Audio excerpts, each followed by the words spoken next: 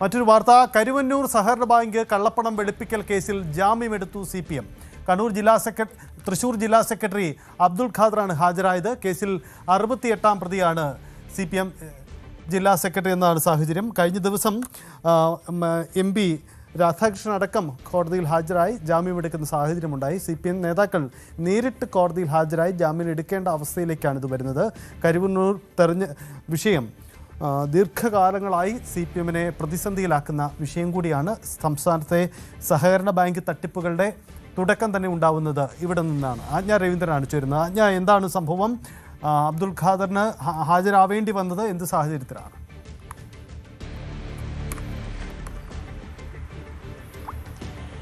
സജിത്ത്, പാർട്ടിയെ കൂടി പ്രതിയാക്കിയാണ് ഈ PMLA കേസുമായി ബന്ധപ്പെട്ടുള്ള കേസ് രജിസ്റ്റർ ചെയ്തിരിക്കുന്നത്. കരുവന്നൂർ കള്ളപ്പണ ഇടപാടുമായി ബന്ധപ്പെട്ട കേസ് രജിസ്റ്റർ ചെയ്തിരിക്കുന്നത്. ഇതിൽ 68-ാം പ്രതിയാണ് CPM. അതുകൊണ്ട് തന്നെ നിലവിലെ CPM ജില്ലാ സെക്രട്ടറിയാണ് അബ്ദുൾ ഖാദർ. അതുകൊണ്ട് അതിനുവേണ്ടിയാണ് അബ്ദുൾ ഖാദർ കോടതിയിൽ ഹാജരായത്. കൊച്ചിയിലെ PMLA കോടതിയിൽ ഹാജരായി അബ്ദുൾ ഖാദർ CPMന് വേണ്ടി ജാമ്യം എടുത്തിട്ടുണ്ട്.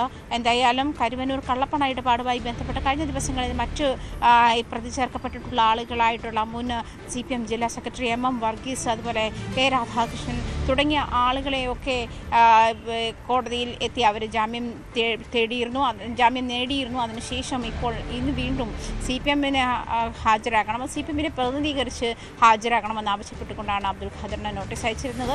അതായത് CPMനെ പ്രതിനിധീകരിച്ചാണ്, പാർട്ടിയെ പ്രതിനിധീകരിച്ചാണ് ജില്ലാ സെക്രട്ടറി എന്തായാലും ഇതിൽ ഹാജരായിട്ടുള്ളത്.